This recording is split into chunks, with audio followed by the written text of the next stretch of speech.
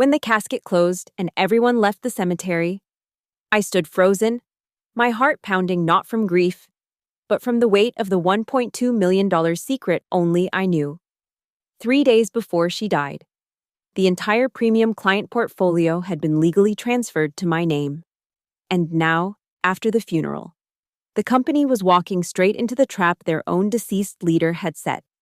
My name is Elena Marks, and I've spent the last 8 years building other people's empires at Sterling and Vale Consulting. At 34, I should have been made partner 2 years ago. But here I was, walking back into the Boston office after burying the only person who'd ever fought for me in this place.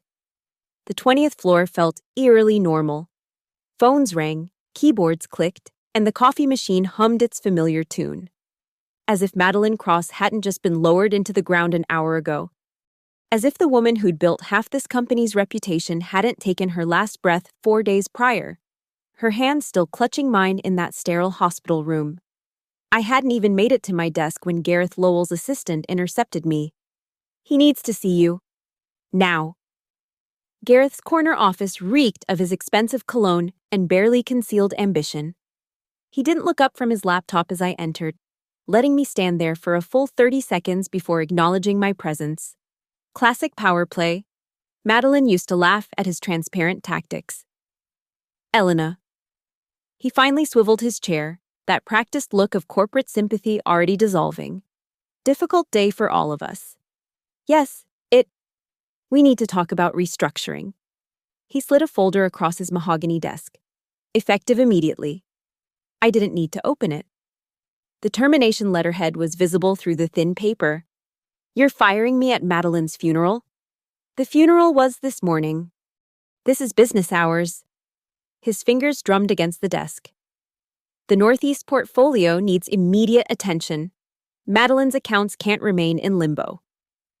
The Northeast portfolio. Those 2 words made my pulse quicken, though I kept my face neutral. 12 clients worth $1.2 million in annual revenue. Relationships Madeline had cultivated over 15 years. Companies that trusted her implicitly. Companies that now, legally, belonged to me. I'll need all client files, passwords, and contact histories by end of day.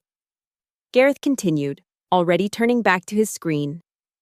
"Especially the Northeast portfolio documentation. We're reassigning those accounts to the Chicago team."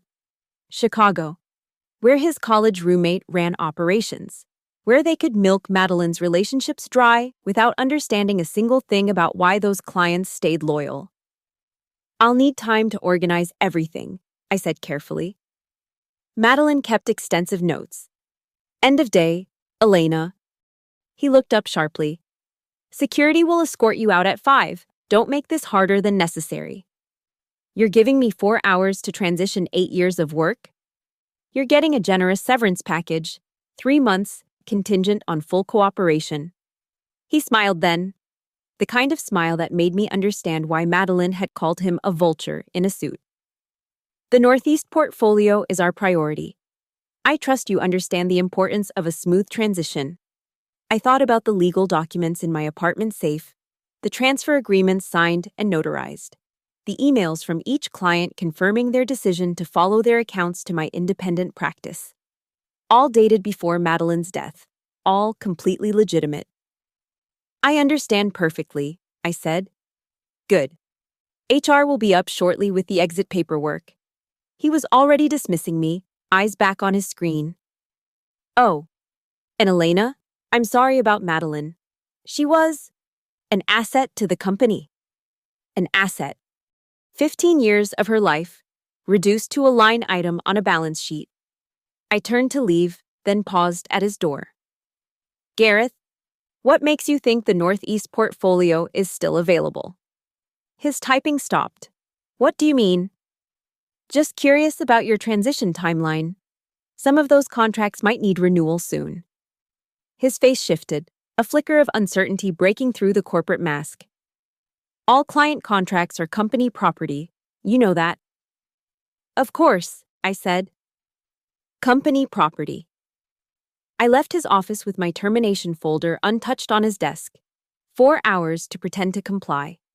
4 hours to maintain the illusion while the bomb Madeline and I had planted ticked quietly toward detonation. At my desk, I opened my laptop and began typing a list. A beautiful, thoroughly incomplete list of client contacts that would send Gareth and his Chicago cronies chasing shadows for months. Every name was real, every phone number accurate. But the Northeast portfolio, those 12 names wouldn't appear anywhere in Sterling and Vale's systems ever again. Madeline was right. They were vultures. But she taught me something they never expected. Even vultures can choke on bones. 6 months ago, Madeline called me into her office on a Thursday afternoon. The autumn sun slanted through her windows, casting long shadows across the contracts she'd spread across her desk. She looked smaller than I'd ever seen her. This woman who could make C-suite executives squirm with a single raised eyebrow. "Close the door," she said, "and turn off your phone." I did both, my stomach tightening.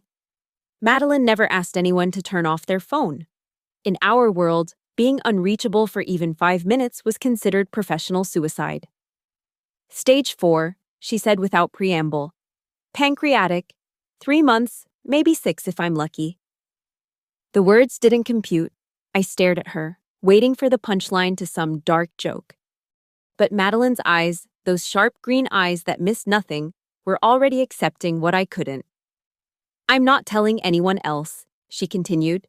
"Not HR, not the board, and certainly not that parasite Gareth. I'll work until I can't, then take medical leave. They'll find out when I'm gone." "Madeline, listen." She leaned forward, and I saw the fighter she'd always been burning through the exhaustion. "I spent 15 years building the Northeast portfolio. Every single client trusts me, not Sterling and Vale. The moment I'm gone, Gareth will hand those accounts to his incompetent friends. They'll bleed them dry with overcharging and under-delivering until every relationship I've cultivated is destroyed." She was right. I'd watched it happen before, senior consultants retiring or leaving. Their carefully maintained accounts gutted within months by people who saw dollar signs instead of partnerships. "What do you want me to do?" She smiled then, the kind of smile that had probably terrified opposing counsel during her law days before she'd switched to consulting. "We're going to steal them. All of them. Legally, ethically, and completely above board." The plan was elegant in its simplicity. Over the next 3 months, Madeline would introduce me as her succession partner to each Northeast portfolio client. We'd frame it as responsible transition planning. I'd attend every meeting, handle every crisis, build every relationship. Meanwhile, Madeline's lawyer, a shark named Patricia Brennan who'd handled her divorce, would draw up independent contractor agreements. "But I'm an employee," I protested. "Non-compete clause. Only applies if you're soliciting." Madeline tapped the contracts.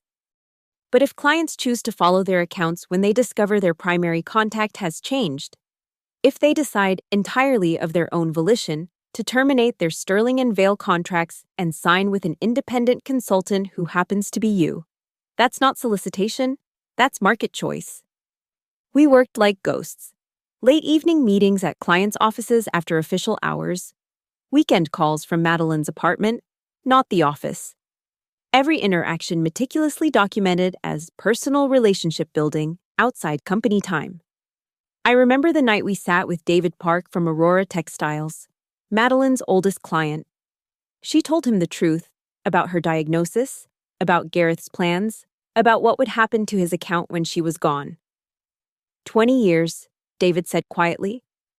"You've guided us through 3 recessions, 2 acquisitions, and that nightmare lawsuit." He looked at me. "And you trust her?" "With my legacy," Madeline replied. By month 4, we had all 12. Every client had signed forward-dated contracts with my new LLC, effective 1 day after Madeline's death. The paperwork was bulletproof. Patricia had made sure of that. Sterling and Vale would discover the transfers only when they tried to contact clients who were no longer theirs. "Why me?" I asked her one evening as she taught me the intricate details of the Morrison Industries account. "You have protégés with more experience, more connections." "Because you're hungry, but not greedy," she said. "Because you've watched them pass you over for promotion 3 times. and you never once threw a colleague under the bus to advance. Because you understand that business is about relationships, not transactions. She paused, her hand briefly covering mine. And because you're the only one who visits me in the hospital without wanting something. The last time I saw her conscious, she could barely speak. But she managed to whisper, "The vultures will circle fast. Don't let them intimidate you. You have everything you need." I held her hand as the monitors sang their electronic farewell. 3 days later, I stood at her funeral, watching Gareth check his phone during the eulogy, already calculating the commission from accounts he'd never touch. Madeline had called them vultures. But she'd made me something far more dangerous, the keeper of her legacy. Armed with every weapon she'd spent 6 months sharpening. They thought they were firing a mid-level account manager. They were actually triggering a carefully planned demolition. The call started exactly 3 days after my termination. First, it was Jennifer from HR, her voice syrupy sweet. "Elena, hi. Just following up on that client list. We noticed some gaps in the Northeast portfolio documentation." "Everything I had access to was submitted," I replied, pouring myself coffee in my apartment at 2 p.m. on a Tuesday. The perks of self-employment. "Yes, but we're missing 12 accounts. The Morrison Industries file, Aurora Textiles, Bridgewater Communications." "I'm sorry, which accounts?" A pause. "The Northeast portfolio, Madeline's primary accounts." "Oh, those weren't in my system access. Madeline handled those directly. Maybe check her personal files." The sweetness curdled. "Elena, we both know you worked on those accounts. As support staff, sure. But I never had primary access. You should have that in your security logs." She hung up. 20 minutes later, Gareth called personally. "Cut the bullshit, Elena. No pretense now. We know you have those client contacts." "I provided everything Sterling and Vale owns," I said carefully. Each word true. The company didn't own what was never theirs anymore. "You're playing a dangerous game. We have a legal department that eats small fish like you for breakfast. Then I suggest you call them. Have a good day, Gareth." By day 5, the emails turned threatening. Corporate lawyers using words like breach of contract and tortious interference. I forwarded everything to Marissa Doyle, the attorney Patricia Brennan had recommended. Marissa was 32, Harvard Law, and had left corporate defense specifically to, in her words, fuck with companies that deserve it. "They're phishing," she told me over lunch. "They can't find the clients, can they?" "The clients found me," I said. "There's a difference." She grinned. "I love it when the paperwork's clean." Day 7 brought the real panic. I knew because David Park from Aurora Textiles called me, laughing. "Your old friend Gareth just offered us a 40% discount if we stay with Sterling and Vale," he said. 40%, Elena. They're hemorrhaging." "What did you tell him?" "That Aurora Textiles has no current contract with Sterling and Vale." He actually sputtered. I didn't know people could sputter in real life. But Sterling and Vale wasn't stupid, just desperate. By week 2, they'd shifted tactics. The whisper campaign started, emails to industry contacts suggesting I'd manipulated a dying woman. Comments on LinkedIn posts about consultants who prey on the vulnerable. One potential client even forwarded me a message from Sterling and Vale's business development team warning them about my unethical practices. That one made me angry. Not for me, but for Madeline. They were using her death as a weapon. "We could sue for defamation," Marissa suggested. "Not yet," I said. "Let them dig their hole deeper." The breakthrough came from an unexpected source. Lisa Morrison from Morrison Industries called with an interesting story. "Sterling and Vale just sent our CFO a letter," she said. "Claims our contract with them auto-renews and we're in breach. They're threatening to sue us for the full contract value." Auto-renewal, I pulled up Morrison's file.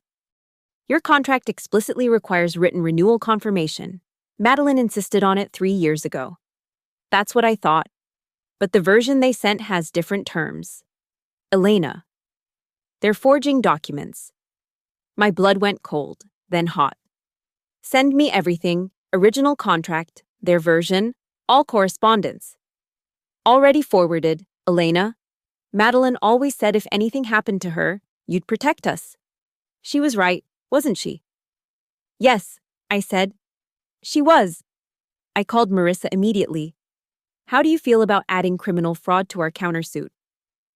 Christmas came early, she replied. But the masterstroke came the next morning. And courier delivered a formal packet to my apartment. Sterling and Vale was offering me a partnership. Full equity partner. $450,000 base salary, corner office. The catch? I'd bring the Northeast portfolio back. Home where it belongs. The letter was signed by Richard Sterling himself, the founding partner who hadn't been seen in the office for 2 years. They'd dragged him out of semi-retirement for this. I read it twice, then photographed every page. The admission was beautiful. They were offering to buy back something they claimed they already owned. In legal terms, Marissa called it admission against interest. In regular terms, it was Sterling and Vale confessing they had no legitimate claim to the clients. That evening, I sat in my new office, a shared workspace overlooking the Charles River. Nothing fancy but mine.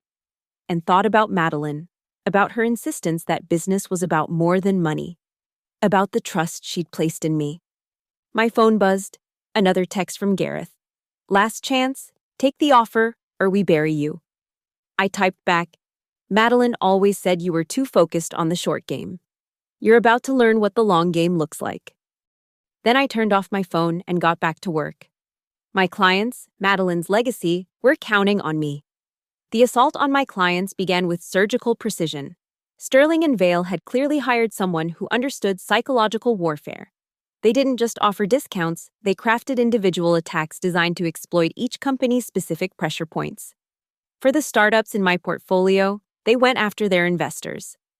Tom Nguyen from Nexus Technologies called me at midnight, his voice shaking. Our lead investor got a letter from Sterling and Vale's legal team, he said. Claims our transition to your firm violates their intellectual property rights. Says any strategic plans developed under their consultation remain their property. Elena, our Series B funding is supposed to close next week. If investors think we're headed for legal trouble, Tom, breathe, I said, already pulling up his files. Every document Madeline created for you included explicit transfer of rights clauses. The strategies are yours, not theirs. Can you prove that? I can do better. I'll have our lawyer send your investors a formal clarification by morning. And Tom, Sterling and Vale knows they have no claim. This is intimidation, not litigation. But they were smart about targeting the vulnerable. 3 more startups received similar threats. 2 small manufacturing firms were told their supply chain optimization, work Madeline had done years ago, would be withdrawn if they didn't return to Sterling and Vale. The breaking point came when they went after Bridgewater Communications.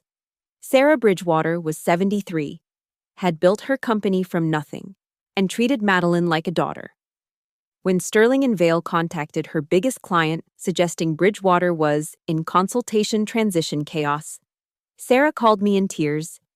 They're trying to destroy everything I've built, she said.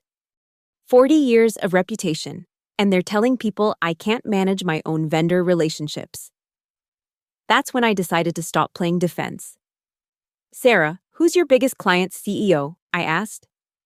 Marcus Webb. Why? Because Marcus sits on the board of Atlas Investments. And Atlas just happens to be considering Sterling and Vale for a major contract. I think Marcus should know exactly what kind of firm he's dealing with. The counteroffensive started quietly. I didn't spread rumors or make threats. I simply told the truth. Every client who'd been threatened received a detailed documentation packet showing Sterling and Vale's tactics. They, in turn, shared these with their networks. David Park from Aurora Textiles was particularly effective. At a Boston Chamber of Commerce meeting, he stood up during the Q&A portion of Sterling and Vale's presentation and asked, "Can you explain why your firm is threatening small businesses with fraudulent legal claims?" The room went silent. Gareth, who'd been presenting, turned the color of spoiled milk. I'm not sure what you're referring to. I'm referring to this. David held up the forged contract. Your firm sent us a doctored agreement. That's fraud, isn't it? The whispers started immediately. By the next morning, 3 potential Sterling and Vale clients had called me for informal consultations about switching firms. But the real blow came from an unexpected ally. Marcus Webb didn't just withdraw Atlas's consideration of Sterling and Vale. He called Richard Sterling personally and informed him that any firm engaging in such tactics would be blacklisted from all Atlas portfolio companies. That was 42 businesses, representing potential contracts worth over $8 million. Sterling and Vale shifted tactics again. If they couldn't steal my clients, they'd try to starve them. They identified which of my clients used the same suppliers or services as their major accounts and applied pressure. Suddenly, Aurora Textiles couldn't get their usual shipping rates. Nexus Technologies found their cloud service provider reassessing their contract. They're scorching the earth, Marissa observed. This is beyond business competition. This is vindictive. She was right. But Madeline had taught me something important. When someone shows you who they really are, help everyone else see it too. I compiled everything, every threat, every forged document, every attempted sabotage. But instead of taking it to court, I took it somewhere more powerful, to Sterling and Vale's own clients. The email was simple. I thought you should know what your consulting firm is doing in your name. Within 48 hours, Sterling and Vale had lost 2 major accounts. Companies didn't want to be associated with a firm that operated like a crime syndicate. Gareth called me himself, his voice raw with rage. You're destroying a 50-year-old firm over a few accounts? No, I said calmly. You're destroying it. I'm just making sure everyone knows who lit the match. This isn't over. You're right. I agreed. Madeline left me more than just clients. Gareth. She left me everything she'd documented about Sterling and Vale's operations over 15 years.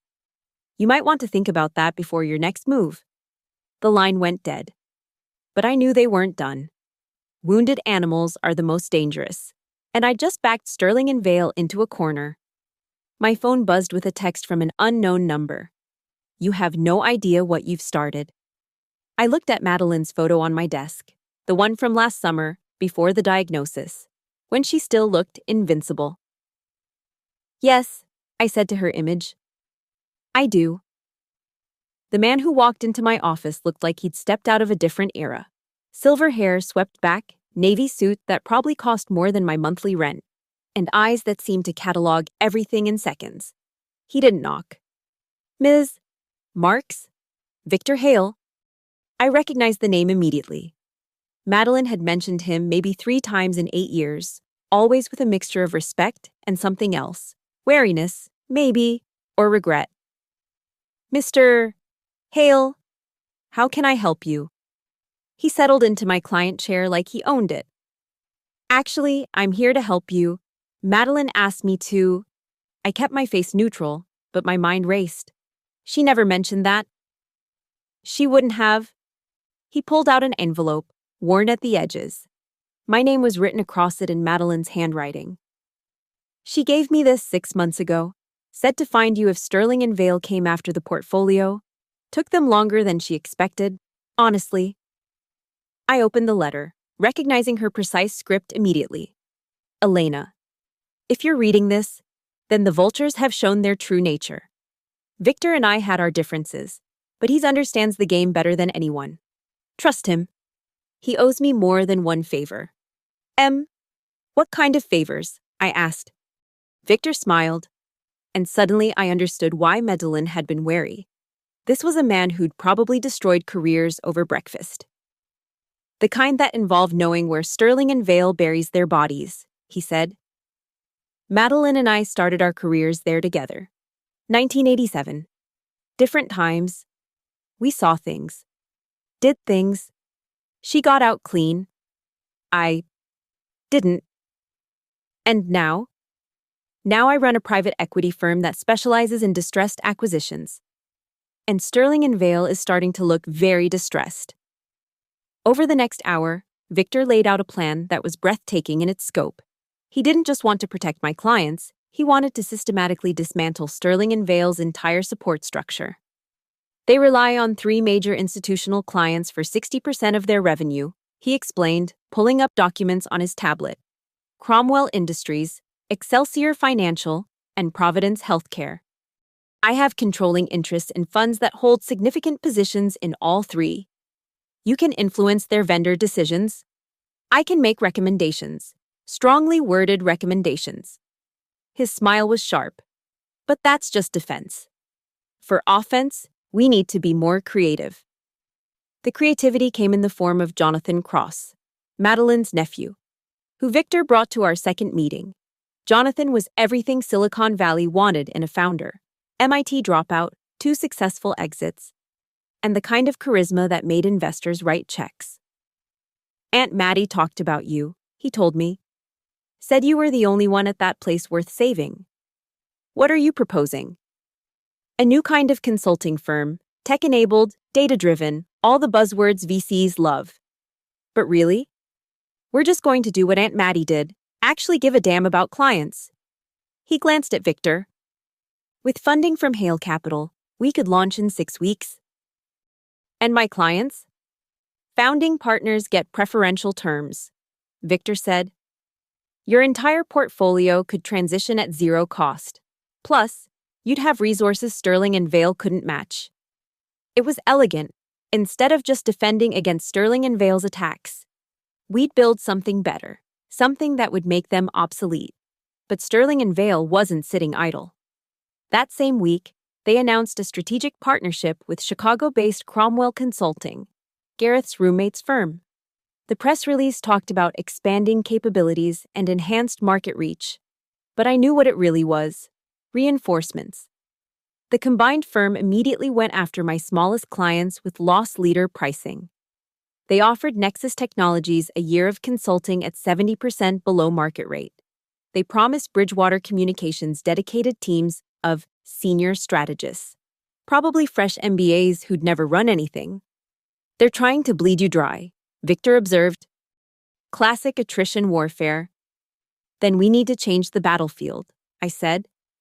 The change came through Sarah Bridgewater, of all people. Her biggest client, Marcus Webb, didn't just withdraw Atlas's business from Sterling & Vale.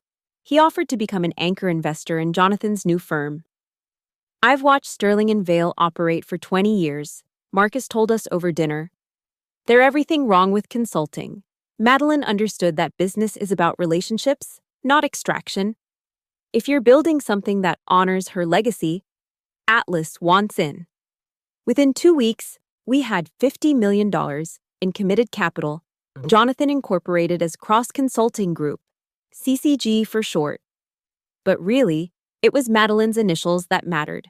MCC. Sterling & Vale's response was predictable. They sued, claimed I was violating non-compete agreements, that Victor was engaging in tortious interference, that Jonathan was trading on Madeline's reputation without authorization. Marissa called it desperation litigation. They're throwing everything at the wall, she said, reviewing the filing. Half of these claims are contradictory. They're either arguing you stole their clients or that the clients were never yours to take. Can't have it both ways. But the lawsuit revealed something interesting. In their haste to file, Sterling & Vale had included internal emails in their exhibits. Emails that showed Gareth discussing the Northeast portfolio weeks before Madeline's death. Emails that mentioned contingency plans for the Cross accounts. They knew she was dying, I said, staring at the timestamps. They were planning to carve up her portfolio before she was even gone. Victor leaned back in his chair. Now that's interesting, very interesting. He made 3 phone calls. By the end of the day, 2 of Sterling & Vale's board members had scheduled urgent consultations with him. What did you tell them? I asked. The truth? That their firm is imploding. Their executives may have committed fraud, and their largest clients are jumping ship. Oh, and that we're about to offer every one of their top consultants a better deal. The war wasn't over. But for the first time since Madeline's funeral, I felt like we weren't just surviving. We were winning. The email arrived on a Tuesday morning, marked confidential, board approved, in bold red letters. Richard Sterling himself had signed it, along with all 5 board members. I read it 3 times, each pass revealing new layers of desperation beneath the corporate language. Dear Ms. Marks, Sterling and Vale. Consulting recognizes the exceptional talent you represent and the strong relationships you've cultivated. In the interest of avoiding protracted litigation that serves no party's interests, we are prepared to make an unprecedented offer. Effective immediately. You would join Sterling and Vale as senior equity partner with the following terms. Base salary, $750,000.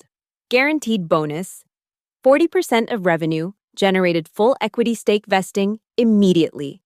Corner office, executive assistant, and unlimited resources. Autonomous control of the Northeast portfolio. Seat on the executive committee path to managing partner within 24 months. This offer represents the highest compensation package in our firm's history. It went on for 2 pages. They were offering me everything. Everything Madeline had been denied despite 15 years of excellence. The number was staggering. It would set me up for life. My phone rang before I could fully process it. Gareth. I assume you've read the offer, he said without preamble. I have. It's more than generous, Elena.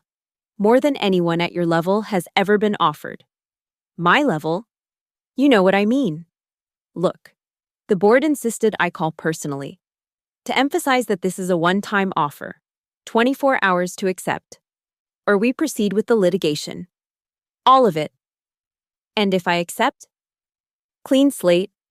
Your clients return to Sterling and Vale under your management.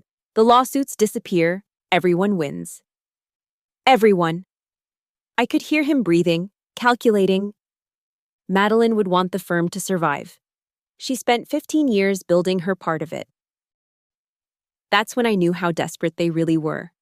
Invoking Madeline's name, using her memory as leverage, it was beyond shameless. You're right about one thing, I said. She did spend 15 years building relationships you're now trying to buy because you can't earn them. Be practical, Elena. You're 34. This offer sets you up for life. Your little rebellion has been impressive, but CCG is still just a startup. Startups fail. Sterling and Vale has been here for 50 years. Send the formal documents to my lawyer, I said. I'll review them properly. I could hear the smile in his voice. Smart choice. I knew you'd see reason. After I hung up, I called Victor. They're scared, he said immediately. This isn't negotiation, it's capitulation. They're trying to buy their way out of destruction. It's a lot of money. It's hush money. Take that deal, and you're locked in golden handcuffs.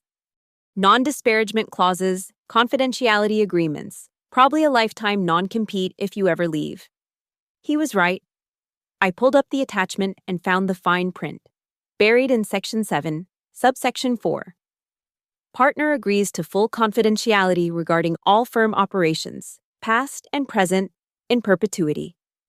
They wanted to buy my silence about everything, including whatever Madeleine had documented. Jonathan called next. Please tell me you're not considering it. I have to consider it. That's what Madeline would do. Consider every option. No, he said firmly. Aunt Maddie would ask one question.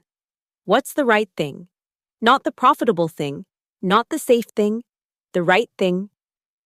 That evening, I met with my clients, all 12 of them, gathered in David Park's conference room. I showed them the offer. Take it, Tom Nguyen said immediately. That kind of security, Elena, we'd understand. But Sarah Bridgewater shook her head. Security? They're not offering security. They're offering a cage, a golden one, but still a cage. What about you all? I asked. If I take this, you're back with Sterling and Vale. Under your management, Lisa Morrison pointed out, that's not nothing. Until they find a way to push me out, 6 months, a year, then you're right back where we started. Marcus Webb had been quiet throughout the discussion. Finally, he spoke. What does your gut say? That they're terrified. That this offer means we're winning. that taking it would betray everything Madeline believed about business. Then you have your answer. I drafted my response that night. It was short. Thank you for the offer.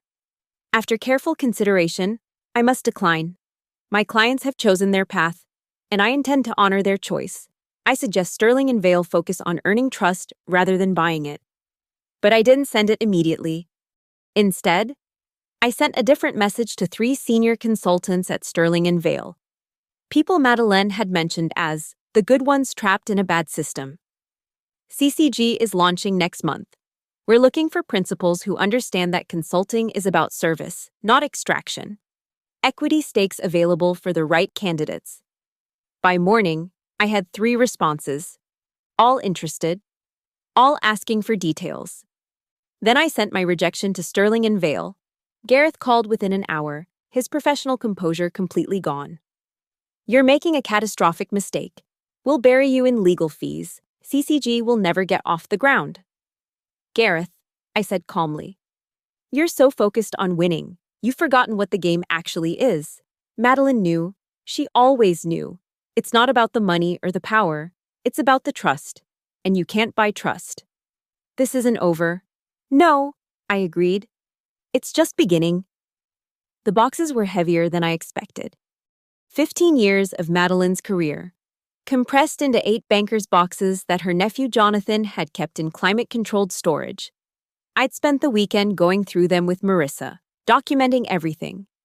But it wasn't until Sunday night that we found the folder that changed everything. Elena. Marissa's voice was strange. You need to see this. The folder was labeled Insurance in Madeline's handwriting.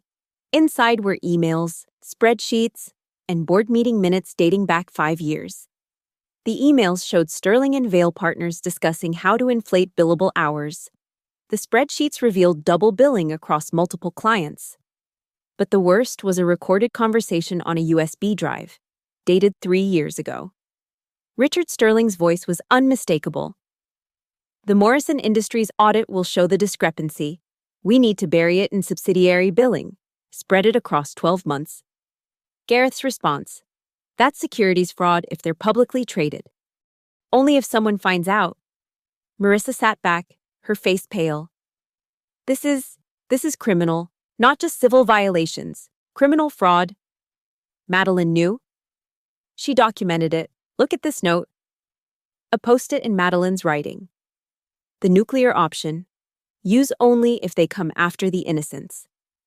They'd come after my clients. Sarah Bridgewater, who'd built her company with her bare hands. Tom Nguyen, whose startup was his entire life savings. They were the innocents. We can't just sit on this, Marissa said. I'm an officer of the court. This is evidence of ongoing criminal activity. Who do we take it to? The Massachusetts Attorney General's office has a corporate fraud division, but Elena, once we do this, there's no controlling what happens. Sterling and Vale won't just be damaged. They could face criminal prosecution. I thought about Madeline, dying of cancer while documenting crimes she could have reported years ago. She'd held back, probably hoping the firm would reform. But they hadn't. They'd gotten worse. Set up the meeting, I said. We met with the AG's office on Wednesday. 2 prosecutors, 1 FBI agent, and a forensic accountant. They took copies of everything, asked dozens of questions, and told us to say nothing while they investigated. How long? I asked. If this is as extensive as it appears, we'll move fast. Days, not weeks. Thursday morning, I got a call from David Park. Have you seen Sterling and Vale's website? He asked. I pulled it up. A banner across the top announced, Sterling and Vale Consulting, proudly serving clients with integrity for 50 years. Below it, a press release dated that morning. Sterling and Vale announces record quarter, expands partnership with Cromwell Consulting. They were doubling down, pretending everything was fine, but I knew what was coming. Friday at 4 p.m., the news broke. FBI raids Sterling and Vale Consulting offices in federal fraud investigation. My phone exploded. Clients, former colleagues, reporters. I didn't answer any of them. Instead, I sat in my office with Victor and Jonathan, watching the live coverage as agents carried boxes out of the building I'd worked in for 8 years. "They'll try to blame Madeline," Victor said quietly. "Say she was the one behind it all. She's not here to defend herself." "Let them try," I said. "We have her documentation. Every crime she recorded, she also documented her objections, her attempts to stop it. She's the whistleblower, not the criminal." Gareth called me at 9 p.m. I almost didn't answer, but curiosity won. "You did this," he said. "No anger now. Just exhaustion. You destroyed a 50-year legacy." "No, Gareth. You did. Every inflated bill, every double charge, every forged document. You destroyed it. I just made sure everyone knew. The FBI took everything, 20 years of my career, gone. Madeline had 30 years. You tried to erase her legacy the day after her funeral." Silence. Then, "They're saying people could go to prison." That's what happens when you commit fraud. I have a family, kids in college. So did the small business owners you tried to destroy. The difference is, they didn't break the law. He hung up. It was the last time we ever spoke. Monday morning, the Massachusetts Attorney General held a press conference. Sterling & Vail was under investigation for systematic fraud spanning at least 5 years. Client funds had been frozen pending audit. The firm's assets were under judicial control. 3 partners were arrested that afternoon, including Richard Sterling. Gareth wasn't among them yet, but sources said more arrests were coming. I sent one final email to my clients. The last gift Madeline Cross left us wasn't just her portfolio or her wisdom, it was the truth. And sometimes, the truth is the most powerful weapon of all. CCG launched the following week. We started with 18 clients, my 12, plus 6 who fled Sterling & Vail's collapse. Jonathan had secured office space in the same building where Madeline had started her career 30 years ago. "She would have loved the irony," he said, standing in what would become my office. I looked out at the Boston skyline, thinking about circles and endings and beginnings. Madeline was gone, Sterling & Vail was destroyed, and I was left holding the future she'd entrusted to me. "No," I said. "She would have loved the justice." The call came at 7 a.m. on a Tuesday, 3 weeks after the arrests. I didn't recognize the number, but something made me answer. Maybe it was instinct. Maybe it was Madeline's voice in my head saying, "Always take the unexpected calls." "Elena?" The voice was broken, desperate. "It's Gareth." I sat up in bed, instantly alert. "How did you get this number? Please, just listen." They froze everything. My accounts, my assets, even my kids' college funds. The FBI says I'm looking at 15 to 20 years. What do you want from me? The truth. I need you to tell them the truth. Which is? A long pause. Then, that Madeline tried to stop us. That she documented everything because she was trying to protect the clients, not enable the fraud. That if we'd listened to her. His voice cracked. "God, if we'd just listened to her." "You want me to testify that Madeline was trying to save Sterling & Vail from itself?" "I want you to testify to whatever the truth is. I know you have more documents. Messages where she warned us, begged us to stop. I deleted mine, but she kept everything, didn't she? She had folders full of emails where Madeline had fought against every fraudulent practice, proposed ethical alternatives, threatened to report them herself. She'd stayed, not to participate, but to protect her clients from the worst of it. Why should I help you? You shouldn't, but you will. Because it's what she would do." He was right, damn him, he was right. "I'll tell the prosecutors the truth," I said. "All of it, what they do with it is up to them." "Thank you. I'm not doing it for you." "I know." I hung up and called Marissa. "We need to send Madeline's complete files to the prosecution. Everything, including her attempts to reform Sterling & Vail from within." "That could actually help some of them," Marissa warned. "Then it helps them. We're not here to destroy everyone, just to protect the innocent." The next morning, I stood in my new office at CCG, looking out at Boston Harbor. The water was rough, choppy with November wind. My phone buzzed, a text from an unknown number. Heard you're the one who brought down S&V. Have something you need to see. Former friend. Attached was a photo of a document. A resignation letter dated 3 years ago, signed by Madeline Cross. Never submitted. The reason listed was simple. I can no longer watch this firm destroy itself and everyone it touches. But at the bottom, in her handwriting, stayed to protect E, M, and the others. Someone has to shepherd the good ones out. E, M, Elena Marks. Me. She'd stayed for me. Through cancer, through corruption, through everything. She'd stayed to make sure I got out clean. With the tools to build something better. The phone rang. It was David Park. Turn on Channel 5, he said. The breaking news banner read, Sterling and Vale Partners reach plea deal, firm to be dissolved. Assets distributed to defrauded clients. The reporter was standing outside the federal courthouse. In an unprecedented move, prosecutors have agreed to reduce sentences for several Sterling and Vale partners who provided evidence of systematic fraud.